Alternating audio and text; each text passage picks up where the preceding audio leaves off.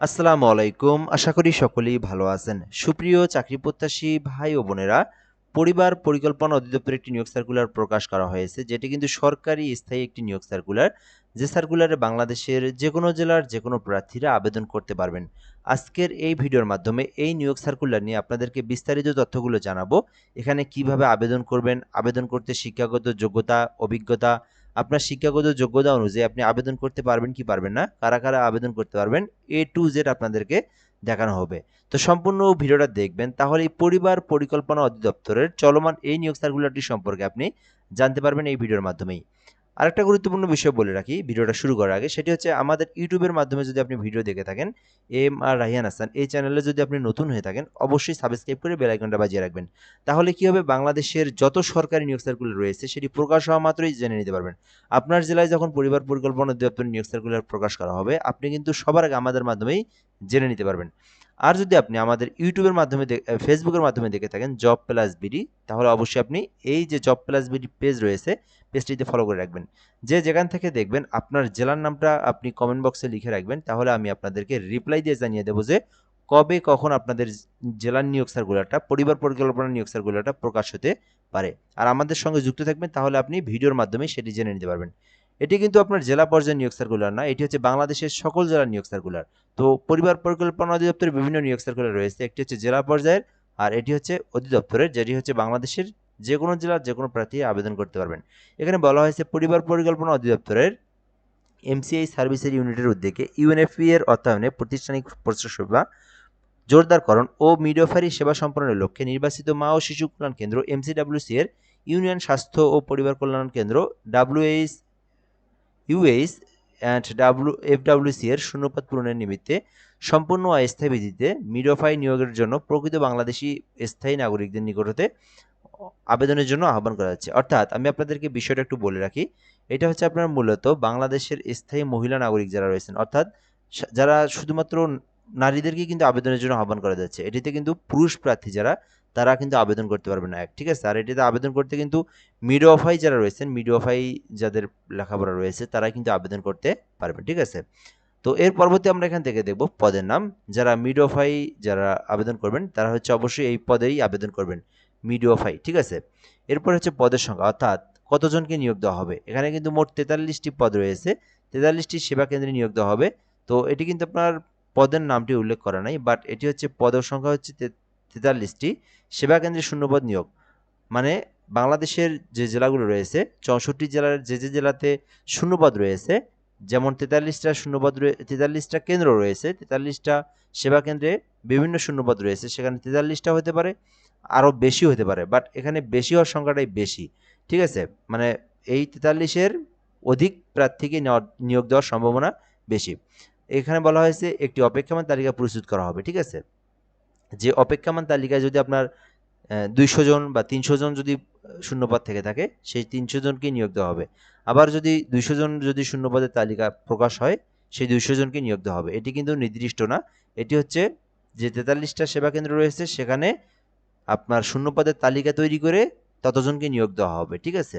তো যোগ্যতা হচ্ছে 3 বছর মেয়াদী ডিপ্লোমা ইন মিডওয়াইফারি পরীক্ষায় উত্তীর্ণ এবং Bangladesh nursing and midwifery council থেকে বিএনএমসি কর্তৃক স্বীকৃতি সনদধারী হতে হবে।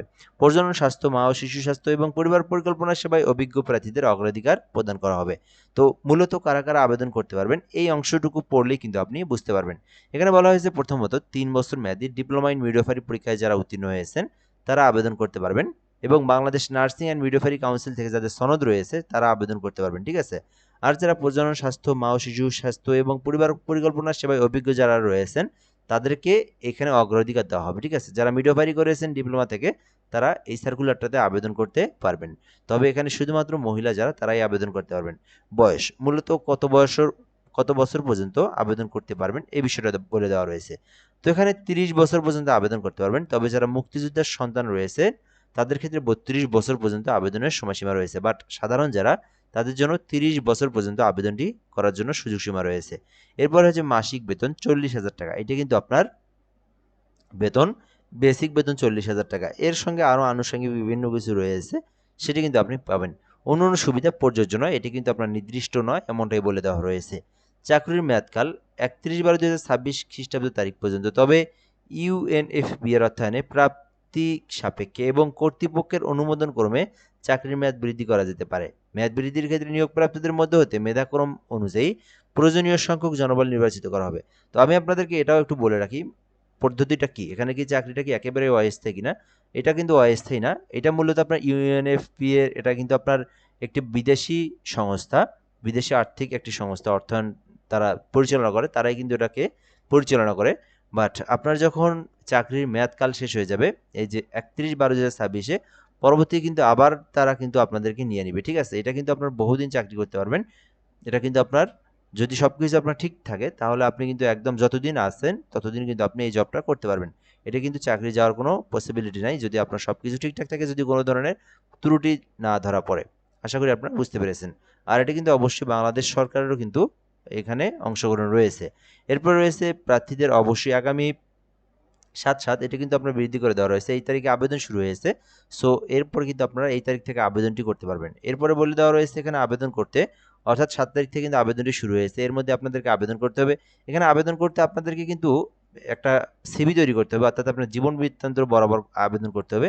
এখানে বলে দেওয়া রয়েছে এমসিএ সার্ভিস বরাবর আবেদন করতে হবে, যেখানে বলা হয়েছে যে সরাসরি সম্পূর্ণ ত্রুটিযুক্ত আবেদন সরাসরি বাতিল বলে গণ্য হবে। মানে আপনার আবেদনে যদি কোনো ভুল ত্রুটি থেকে থাকে সেক্ষেত্রে কিন্তু আপনার আবেদনটি বাতিল বলে গণ্য হবে। এরপরে রয়েছে এখানে আবেদন যে করবেন আপনি, এই আবেদনপত্রে স্পষ্টভাবে আপনার কি লিখতে হবে সেই বিষয়টা বলে দেওয়া রয়েছে। তো এখানে আবেদন করতে প্রথমত আপনাদের নিজের নাম, পিতার নাম, পিতার নাম, স্বামীর নাম প্রযোজ্য ক্ষেত্রে, মাতার নাম, বর্তমান ঠিকানা, গ্রাম মহল্লা, ডাকঘর, পোস্টকোড নং এবং উপজেলা জেলা স্থায়ী ঠিকানা, গ্রাম মহল্লা, ডাকঘর, পোস্টকোড নং, উপজেলা জেলা, শিক্ষাগত যোগ্যতা, জাতীয়তা, জন্ম তারিখ, ধর্ম, অভিজ্ঞতা, বৈবাহিক অবস্থা, সন্তান সংখ্যক প্রযোজ্য ক্ষেত্রে এবং ইমেইল ঠিকানা, মোবাইল নাম্বার এবং জাতীয় পরিচয়পত্র নাম্বার এবং আবেদনপত্রের স্বাক্ষর অবশ্যই থাকতে হবে। তো এইখানে যে ডকুমেন্টগুলো দেওয়া রয়েছে আমি আপনাদেরকে একটু দেখাই। এই যে আবেদনের যে ডকুমেন্টগুলো দেওয়া রয়েছে, সো এই ডকুমেন্টগুলো দিয়ে আপনাদেরকে প্রথমে একটা কি করতে হবে, প্রথমে আপনাদেরকে একটা আবেদনপত্র লিখতে হবে, ঠিক আছে। এটা আপনারা কম্পিউটার টাইপ করেও লিখতে পারেন, হাতেও লিখতে পারেন, বাট কম্পিউটার টাইপ করে লেখাটাই সব থেকে বেটার। তো এখানে যেভাবে আমরা সিভি তৈরি করি ঠিক এই যে এটা এখানে দেখতে পারতেছেন ক থেকে ত পর্যন্ত সিরিয়াল করে আপনারা সিভি তৈরি করবেন। বাংলায় সিভি করতে পারেন আপনারা। সো বাংলায় সিভি করবেন একদম সুন্দরভাবে এই সিরিয়াল অনুযায়ী, সেটা আপনি কম্পিউটারের দোকান থেকে করে নিতে পারবেন। সো সিভি তৈরি করার পরে আপনাদের কি করতে হবে, পরবর্তী এখানে বলা হয়েছে যে আবেদনপত্রের সাথে নিম্ন কাগজপত্রগুলো এখানে সংযুক্ত করতে হবে। প্রথমত সিভিটা আপনারা টাইপ করবেন, সিভিটা টাইপ করার পরে আপনারা সিভিটা বের করবেন। এরপরে কিছু ডকুমেন্ট আপনাদেরকে এখানে পাঠিয়ে দিতে হবে, যেখানে বলা হয়েছে বিএনসিএম কর্তৃক প্রদত্ত রেজিস্ট্রেশনের সত্যায়িত কপি লাগবে এবং আবেদনপত্রের সাথে অবশ্যই সদ্য তোলা পাসপোর্ট সাইজের রঙিন ছবি লাগবে এবং আবেদনপত্রের সাথে প্রার্থীর নাগরিকত্ব সনদ লাগবে। যদি আপনি ইউনিয়ন, পৌরসভা, সিটি কর্পোরেশন যেখানে হন সেই জায়গার স্থায়ী বাসিন্দাদের সেই ইউনিয়ন পরিষদের চেয়ারম্যান, পৌরসভা, মেয়র, সিটি কর্পোরেশন কর্তৃক আপনার যে নাগরিকত্ব সনদ সেটির স্বাক্ষর করা থাকতে হবে। এরপরে রয়েছে জাতীয় পরিচয়পত্রের সত্যায়িত কপি, এটিও কিন্তু আপনার লাগবে, ঠিক আছে। তো এই সিভি অর্থাৎ জীবন বৃত্তান্ত এবং এই কাগজগুলো একত্র করে আপনাকে মেইল করতে হবে। এখানে বলা হয়েছে প্রবেশপত্র প্রার্থী কর্তৃক প্রদত্ত ইমেইলে প্রেরণ করা হবে। এখানে বলা হয়েছে প্রবেশপত্রের প্রিন্ট কপি ছাড়া কোনো প্রার্থীকে পরীক্ষা কেন্দ্রে প্রবেশ করতে দেওয়া হবে না। পরীক্ষায় অংশগ্রহণের জন্য প্রার্থীকে কোনো প্রকার যাতায়াত আপ্যায়ন ভাতা প্রদান করা হবে না। যে কোনো প্রকার তদবির সুপারিশ প্রার্থীর অযোগ্যতা বলে বিবেচিত হবে এবং কর্তৃপক্ষ কোনো কারণ দর্শানো ব্যক্তিকে এই নিয়োগ বিজ্ঞপ্তি আংশিক বা সম্পূর্ণ বাতিল করার ক্ষমতা সংরক্ষণ করে থাকেন। এরপরে বলে দেওয়া হয়েছে নিয়োগ পরীক্ষা সংক্রান্ত যে কোনো বিষয়ে নিয়োগকারী কর্তৃপক্ষের সিদ্ধান্ত চূড়ান্ত হবে এবং পরিবার পরিকল্পনা যে ওয়েবসাইট এটা ভিজিট করার জন্য বলা হয়েছে। এখানে আরেকটা বিষয় আপনাদেরকে বলে রাখি, এখানে দেখতে পাচ্ছেন যে আপনি কিন্তু যখন আবেদন করবেন তখন ইমেইল কিন্তু আপনার দিতে হবে, ঠিক আছে। ইমেইল আপনার দিতে হবে, ইমেইলেই কিন্তু এখানে আপনার এসএমএস দেওয়া হবে। প্রবেশপত্র প্রার্থী কর্তৃক প্রদত্ত ইমেইলে প্রেরণ করা হবে, মানে আপনার যে প্রবেশপত্রটা দিবে এটা কিন্তু আপনার যে ইমেইল দিবে সেই ইমেইলে আপনাকে এসএমএস দেওয়া হবে, ওই ইমেইলে কিন্তু আপনার প্রবেশপত্র দিবে এবং এই প্রবেশপত্র নিয়ে কিন্তু আপনাকে পরীক্ষা দিতে যেতে হবে। আর এটা আপনি পাঠাবেন কিভাবে, কুরিয়ার সার্ভিস অথবা ডাক যোগাযোগে আপনাকে পাঠাতে হবে। তো এখানে পাঠানোর প্রসেসটা হচ্ছে এই যে এখানে পরিবার পরিকল্পনা অধিদপ্তর সিএমসিএইচ সার্ভিস ইউনিট, এই ঠিকানায় পাঠিয়ে দিতে হবে, কারণ বাজার, ঢাকা। এই যে ঠিকানাটা দেখতে পারতেছেন এই ঠিকানায় আপনার কাগজপত্রগুলো পাঠিয়ে দিলেই আপনার আবেদনটা কিন্তু হয়ে যাবে। যারা আবেদন করতে চাচ্ছেন, যাদের এই শিক্ষাগত যোগ্যতা রয়েছে, যাদের এই অভিজ্ঞতা রয়েছে, পরিবার পরিকল্পনা অধিদপ্তর সিএমএইচ সার্ভিস ইউনিট, কারণ বাজার, ঢাকা, এই ঠিকানায় আপনার সকল ডকুমেন্টগুলো যদি পাঠিয়ে দেন তাহলে আপনার আবেদনটা সম্পূর্ণ হয়ে যাবে। আশা করি বুঝতে পেরেছেন। যদি এই নিয়োগ সার্কুলার নিয়ে যদি আপনার আরও কোনো কিছু জানার থেকে থাকে, সেক্ষেত্রে কিন্তু আপনি কমেন্ট বক্সে কমেন্ট করতে পারেন। আমরা রিপ্লাই দিয়ে আপনার বিষয়টাকে জানিয়ে দেবো। আর অনেকেই জানতে চান এই নিয়োগ সার্কুলারটা কি জেলা পর্যায়ের পরিবার পরিকল্পনা নাকি? না, এটা কিন্তু জেলা পর্যায়ের না। এটা আপনার বাংলাদেশের সকল জেলার, এটা আপনার সেই অধিদপ্তর থেকে কিন্তু পরিচালিত হবে, মানে মন্ত্রণালয় থেকেই কিন্তু আপনার এটা নিয়োগ, এবং এটার কিন্তু নিজ জেলায় এমনটা না, এটা আপনার বিভিন্ন জায়গায় আপনাকে সিলেক্টেড করে দিতে পারে। আর যেটা নিজ জেলার সেটা হচ্ছে আপনার নিজ জেলার স্বাস্থ্য সহকারী পদ থাকে, বিভিন্ন পদ থাকে, এইচএসসি পাশে যোগ্যতা থাকে, এসএসসি পাশে, অষ্টম শ্রেণী পাশেও যোগ্যতা থেকে থাকে, এবং সেই নিয়োগ সার্কুলারে আপনার পরীক্ষাও নিজের জেলাতে হয় এবং আপনার কর্মস্থলও কিন্তু আপনার নিজের জেলাতেই হয়ে থাকে। তো সেই সার্কুলারটা যখন দিবে সেটাও আমি আপনাদেরকে এই চ্যানেল এবং ইউটিউবের মাধ্যমে জানিয়ে দেবো ইনশাল্লাহ। তো এই ছিল আজকের ভিডিও, আজকের নিয়োগ সার্কুলার নিয়ে বিস্তারিত তথ্য। যদি কোনো কিছু আরও জানার থেকে থাকে আপনি কমেন্টে বলতে পারেন, এই রিপ্লাই দিয়ে জানিয়ে দেওয়া হবে ইনশাল্লাহ। ভালো থাকবেন, আসসালামু আলাইকুম।